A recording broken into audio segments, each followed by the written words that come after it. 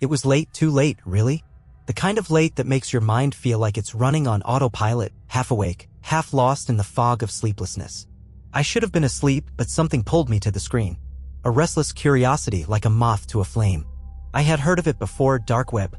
I always assumed it was just a myth, a place people in thrillers talked about in hushed tones.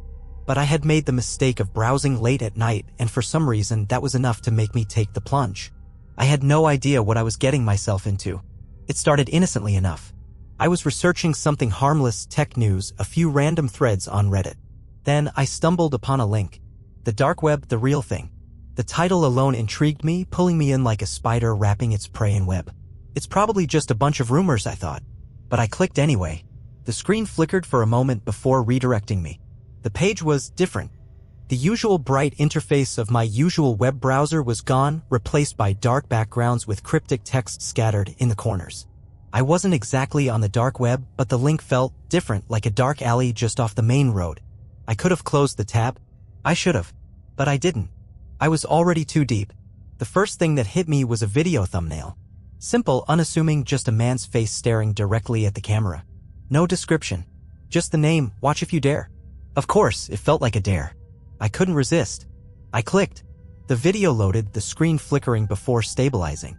The man was sitting in a dimly lit room, his expression unreadable, emotionless. I couldn't look away.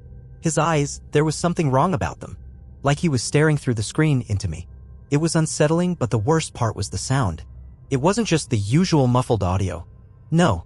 It was as if someone was breathing directly into the microphone. Deep, uneven breaths.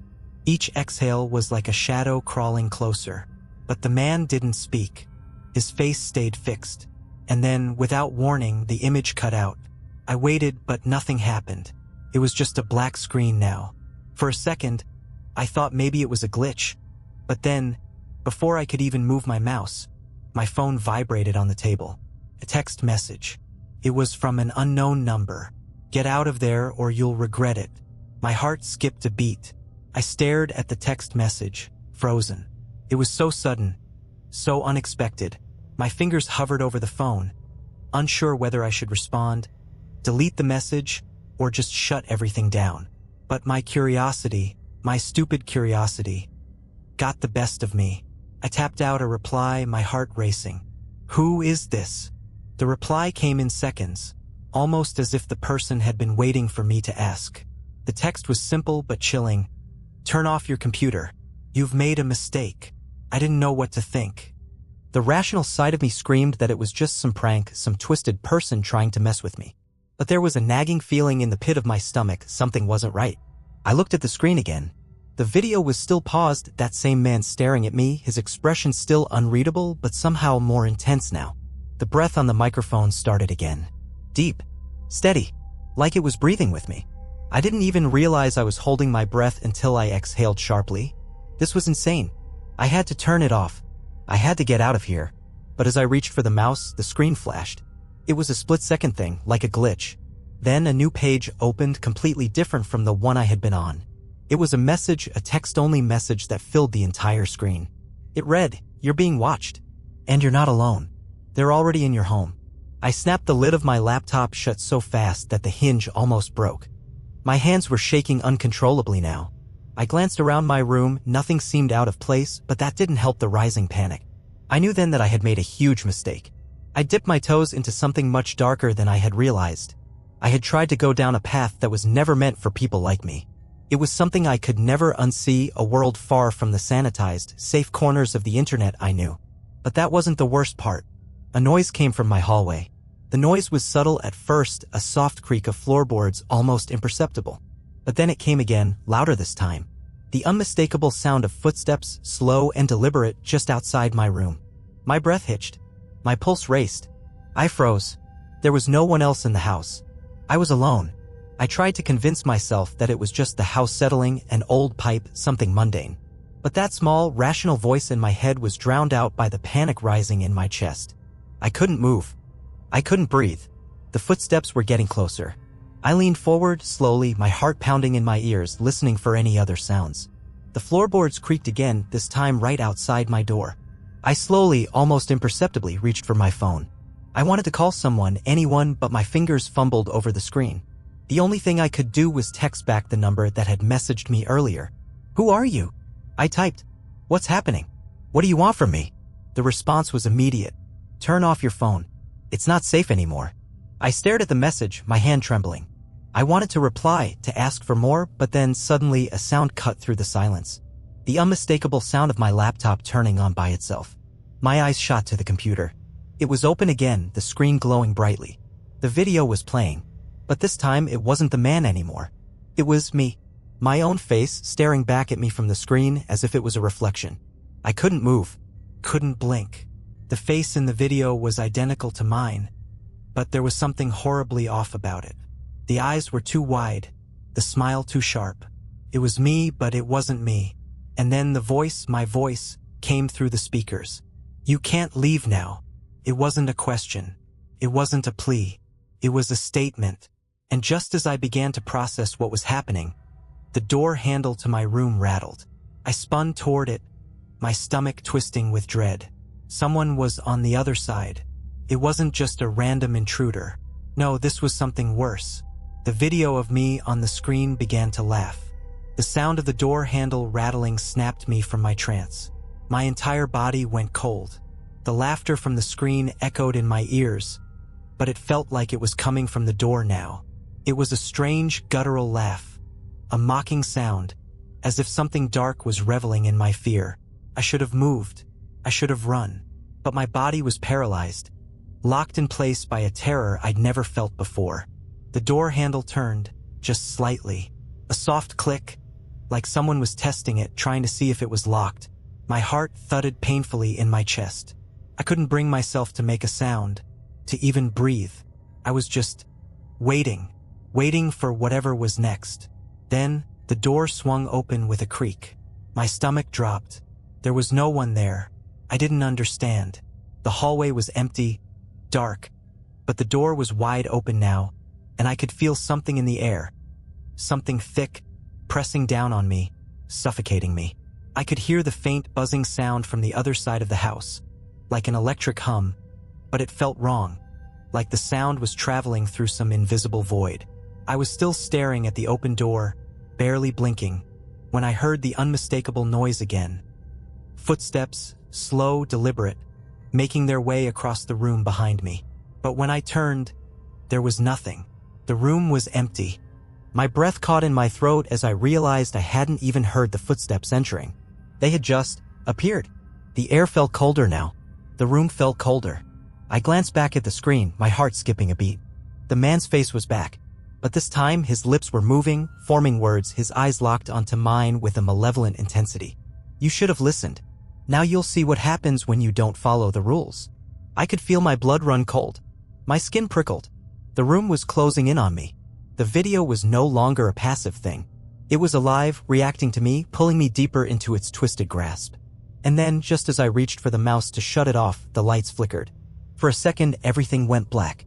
My laptop screen was still lit, but now everything felt wrong. When the lights came back on, I could see a shadow moving across the wall. It wasn't mine, and it was getting closer. The shadow moved, but it wasn't like anything I had ever seen. It wasn't a silhouette cast by a person, nor was it a trick of the light. It seemed to have a life of its own, undulating, shifting unnaturally, as if it was crawling towards me from some dark corner of the room. My eyes followed it, heart pounding, every instinct screaming at me to run, to do anything, but I was frozen in place, trapped in this nightmare. I could hear the whispering now, soft at first, like a voice in the wind, but then louder, clearer, coming from everywhere at once. "You should have listened," the voice repeated, each word more chilling than the last. I turned slowly, cautiously, trying to pinpoint the source. The shadow was still there, stretching toward me, but now it seemed to take form. It looked like a person, tall, thin, and impossibly twisted. The edges of its body flickered in and out like it was half there, half not, a nightmare made flesh. It stopped at the foot of my bed. I couldn't breathe. I couldn't move.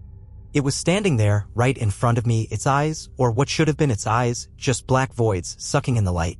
It didn't speak. It didn't make any sound except for the faintest wet breathing.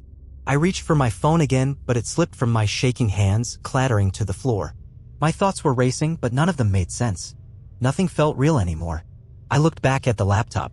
The video was still playing, but now the image on the screen was of a dark, empty room, my room.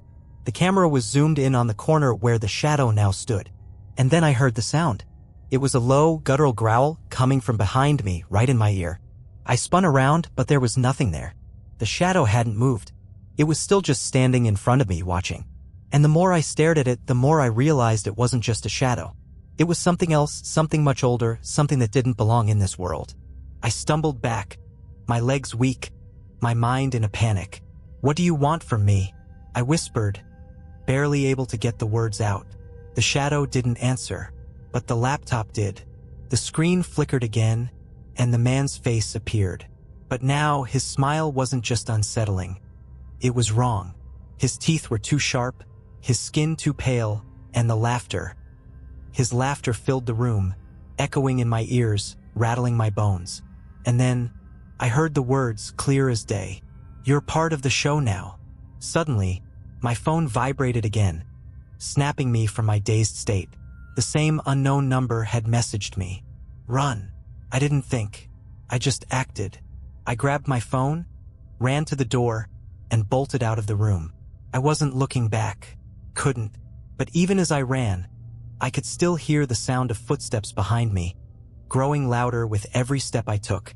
I could feel my heart pounding in my chest as I sprinted down the hallway, my mind racing with panic.